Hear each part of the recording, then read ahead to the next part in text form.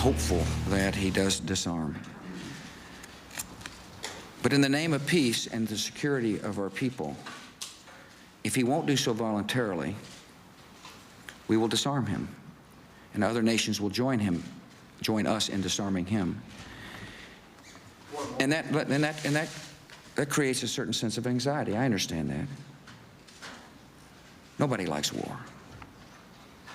The only thing I can do is assure the loved ones of those who wear our uniform that if we have to go to war, if war is upon us because Saddam Hussein has made that choice, we will have the best equipment available for our troops, the best plan available for victory, and we will respect innocent life in Iraq. Obviously, the war in Iraq was a big, fat mistake. George Bush made a mistake. We can make mistakes, but that one was a beauty. We should have never been in Iraq. We have destabilized the Middle East. They lied. Okay. They said there were weapons of mass destruction. There were none, and they knew there were none.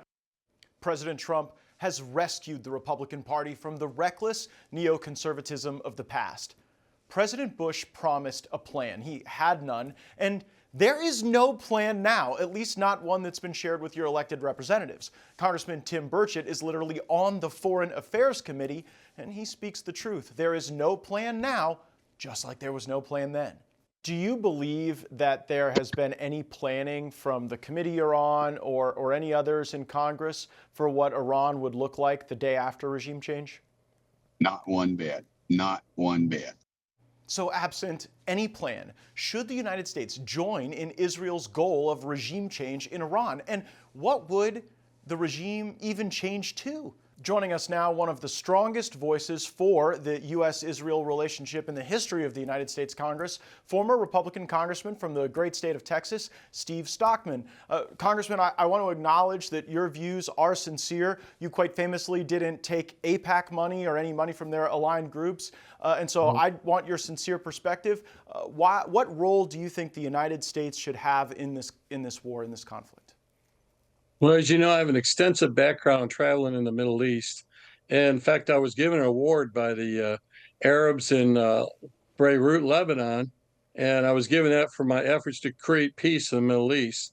And I don't think people have taken in consideration, if we walk through and see Iran gets the bomb, you're going to instantly have all the other Sunnis, which Iran is a Shiite, the Sunnis going to want bombs. So you're going to instantly create a nuclear center of everybody having nuclear bombs in the Middle East. Now, that's extremely dangerous. Do you think that they hold those ambitions now, Congressman Stockman? Oh, absolutely. I was in Saudi Arabia. They told me that point blank. Yeah, they said you cannot let Iran have a weapon. If they do, because they're enemies. The Shiites are Persian. They're not even Arab. And I mean, the Iranians are Persian and not Sunnis. And the Sunnis have a long history of killing each other. And they see the privately, I can tell you right now, they're very happy with what Israel's doing. They see the threat is very sincere, and they're by the way, they're one of the biggest purchasers of military equipment in the United States. It's quite amazing how much equipment they buy. Oh, they have very advanced weapons. Yeah, the cooperation between Israel and Saudi Arabia has seen a zenith in recent years. There's no question about it. But when it comes to Israel's goals of regime change in Iran, I'd love your perspective. Do you think that the United States should join Israel in the pursuit of regime change? I don't know. You know, I heard Netanyahu talk, and I never heard him say that he wants regime change. I don't know if that's in the best interest of the Israelis. I think, honestly, man, if we gave all the women guns, because I don't know if you've seen how they treat women, they're very brutal to them. And there was even a clip of a schoolyard getting excited about the possibility of overthrowing the country, and they took all their headgear off. That you just need to arm the citizens with small handguns, and there would be a regime change. Remember, it was Jimmy Carter. We have this problem because of three presidents: Jimmy Carter, Barack Obama, and Clinton. And this is a result of appeasement to the crazies. And frankly, when they took over in '79, we should have known. I mean, instantly what they did to America was to hold our hostages. People forget that. They don't like Americans. And then when they chant death to America, they're not kidding. They Yeah, really mean death to America. In fact, they tried may to get mean me it, over there to visit. But Congressman, they don't seem to have the capabilities to execute on that vision. I am interested in your perspective Oh, of wait what a would minute, happen. Yeah. Matt, I disagree. I think they can. I think because of what Biden did, letting all there's a lot of Iranians who snuck across our border, and all they need to do now, tell you the truth, we don't. In fact, we don't know it. They could actually have the weapon now in our country. We But would isn't know that it. a reason They to just not strike Iran? By the way, I think you're right about that. But if there are a bunch of Iranians here who could activate and hurt our country, why not give them a reason to not do that? Well, because right now they don't have the ability, the nuclear material. In a few weeks they'll have it. By the way, what they're doing, Well, the they've been a few material they're weeks away using for a while, for years. well, that may be true. That may be their propaganda. In fact, they asked Saddam Hussein, why did you tell everybody you had weapons of mass destruction? He goes, to protect us. The thing is that the amount of money, frankly, because of Biden, gave them so much money. They were able to drill into a mountain and develop a very advanced system. And a lot of people don't know this. I exposed Hillary Clinton helped sell specialized steel. It's one reason why they prosecuted me. I think threw me in prison. I know they went after you too, but one of the things I exposed was there's a company called Interpipe, and they were supplying material for development of development so they could increase the use of There's no question there's a latent centrifuges. enrichment deterrent that exists there. I would suggest they're not weeks away. They're a good deal more away. But I want to go back to when you said. How do you know that? Why do you make that statement? Well, I You make don't that know. statement because I was on the Armed Services Committee for 8 years, and I got a lot So of it briefings. was I was on Foreign Affairs, and I also traveled. Did they tell you on Foreign Affairs that Iran was weeks away from a nuclear weapon? Pardon? Did they tell you on the Foreign Affairs Committee ever that Iran was weeks away from a nuclear weapon? No, I talked to the Saudis about it. Well, if the Ayatollah were to fall because of an uprising, who would run Iran? Well, I tell you this, you don't remember. Unfortunately, I'm old enough to remember before 1979, and it was a very advanced society.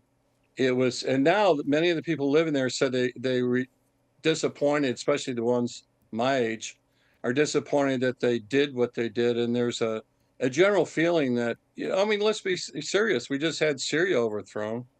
That's a new regime now, and we're now lifting sanctions against them. Yeah. So, I don't think anybody would look to Syria as an revolutions here. example of how things work out Pardon? well in the Middle East. Well, Syria's been a disaster for a long time. I'm just wondering who would run Iran after the Ayatollah falls. Matt, it just happened. Matt, it just happened. It's not. They're still developing. They're killing Christians in Syria.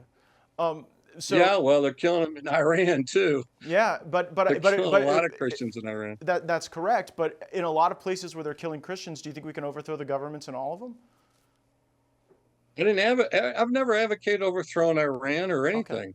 Well, I never said that. I said, you said that, no. To be fair, you said give all the women guns and that the government would fall. well, I'm being a little bit facetious. I'm just saying I think they can handle it themselves. We don't, just like in Syria, we didn't. In fact, if anything, they kicked the Americans and the Russians out and the Chinese out of Syria, and that's a good thing. Well, it's now run by a guy we used to have a bounty on his head. Yeah, so we had a bounty on his head. That's true.